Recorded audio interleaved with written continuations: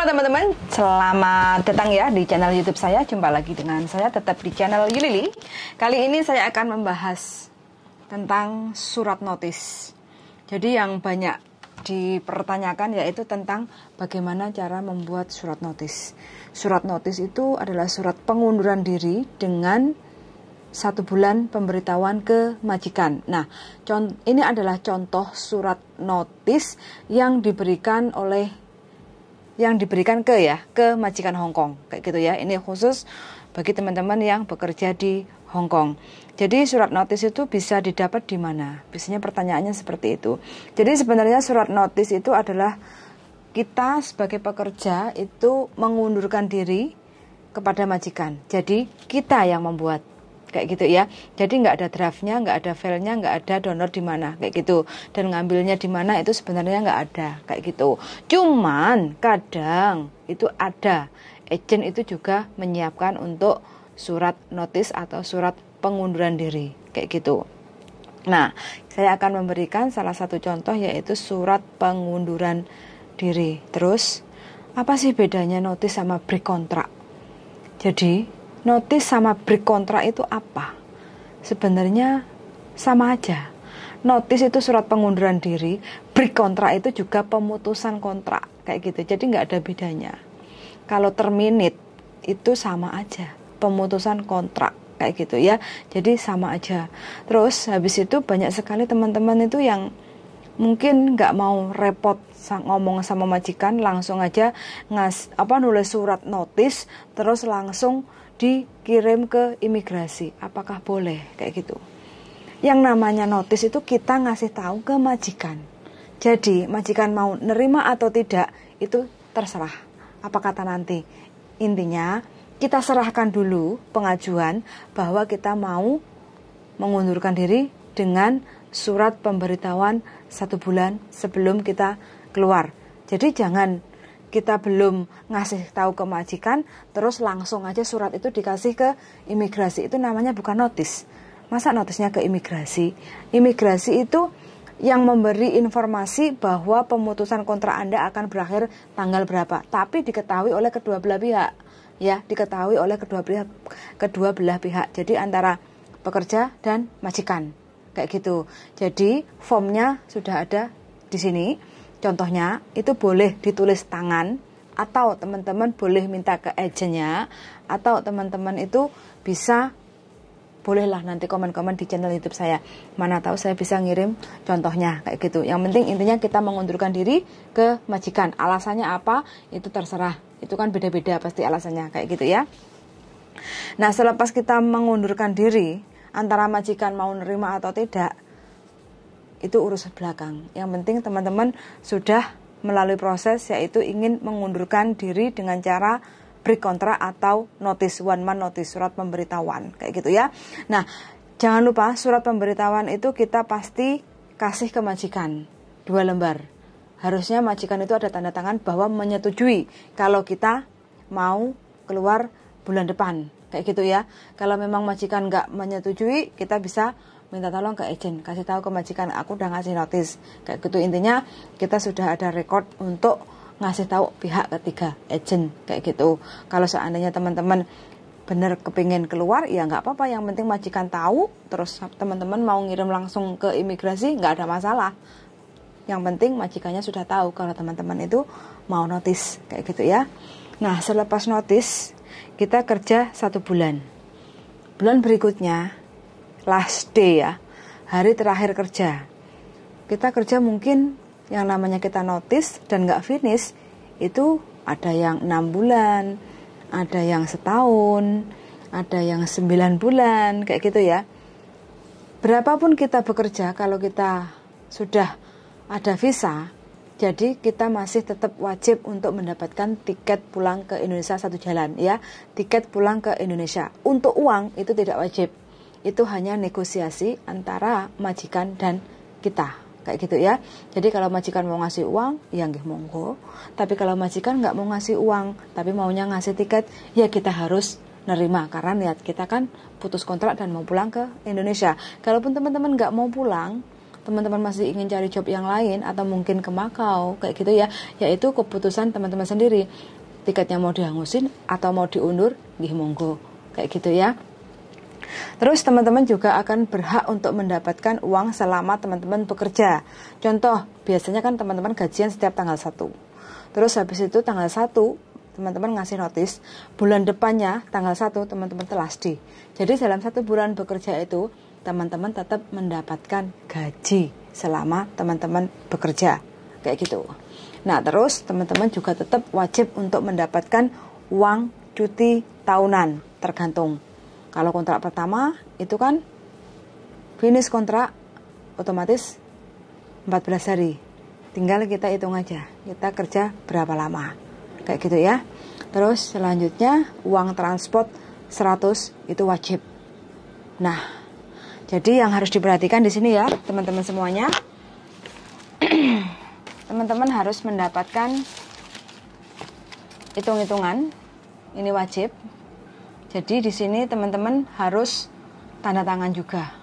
Jadi apa yang teman dapat, teman-teman baru tanda tangan. Kalau nggak sesuai, teman-teman jangan mau tanda tangan. Mending teman-teman langsung ke labor untuk menyelesaikan perkara.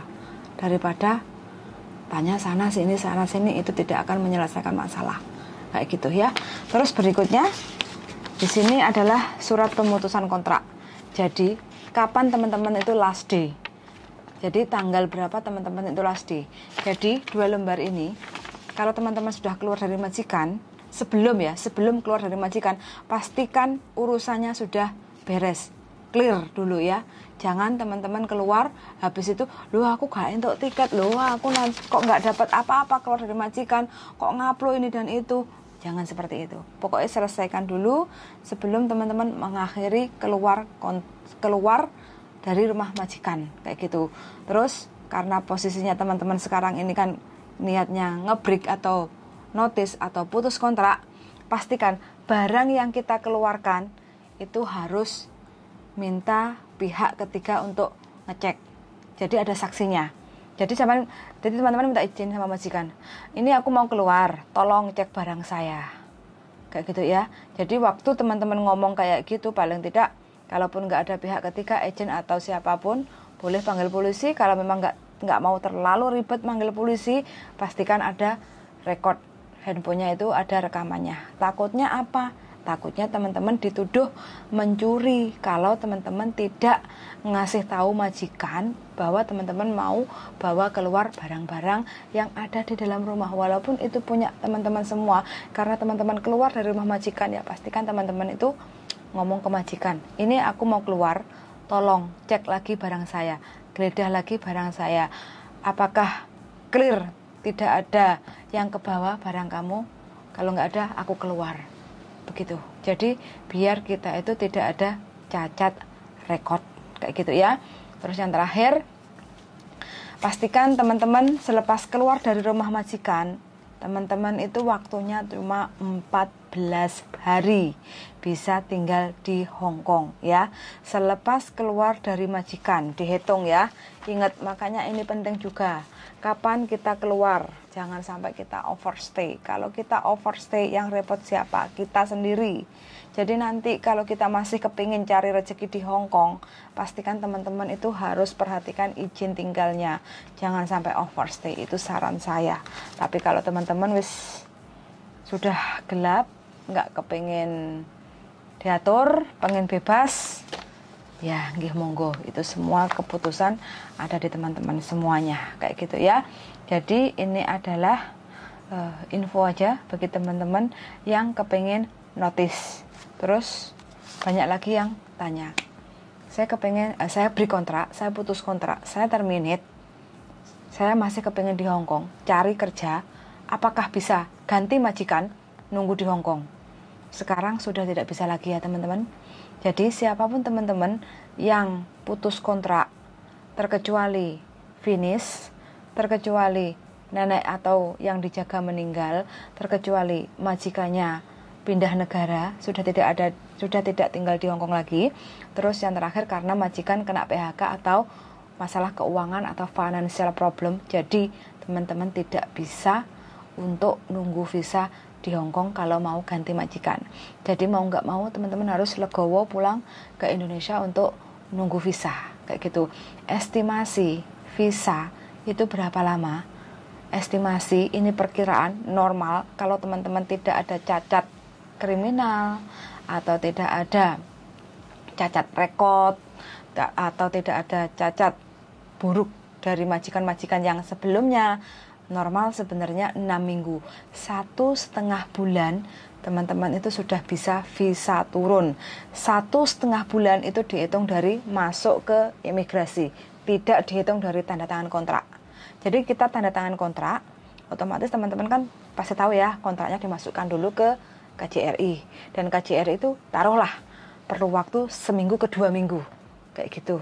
Jadi 2 minggu ditambah selepas keluar dari konsulat, habis itu masuk ke imigrasi dihitung 6 minggu.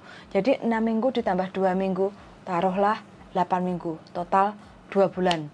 Normal itu 2 bulan visa itu sudah clear atau approve atau turun kayak gitu ya. Kalau lewat dari 2 bulan visanya belum turun, berarti ya ditunggu lagi, sabar lagi 2 minggu lagi atau 1 bulan lagi. Lewat dari 3 bulan itu pasti tanda tanya. Itu yang ditanyakan teman-teman. Apakah putus kontrak atau terminate atau break kontrak bisa nggak bisa turun? Hanya imigrasi yang tahu. Siapapun nggak bakal tahu. Agen pun nggak bakal tahu. Majikan dapat pasti bisa. Majikan butuh kita. Tapi yang nurunin antara visa kita bisa turun atau tidak, itu adalah petugas imigrasi.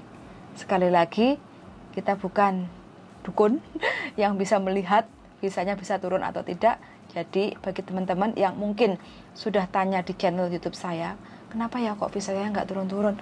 Kenapa ya? Berapa lama ya visa itu? Nah, jawabannya sekali ini saya bikin konten, mudah-mudahan banyak teman-teman yang mungkin bertanya sama saya, yang saya mungkin tidak bisa menjawab satu persatu, saya mohon maaf, mungkin karena kesibukan saya bekerja, jadi ya mungkin ada yang terlambat untuk balas atau mungkin nggak kebales kayak gitu. Mungkin dengan adanya konten ini bisa lebih membantu mungkin teman-teman yang kepingin notice atau berkontrak ganti majikan dan masih belum kepingin pulang.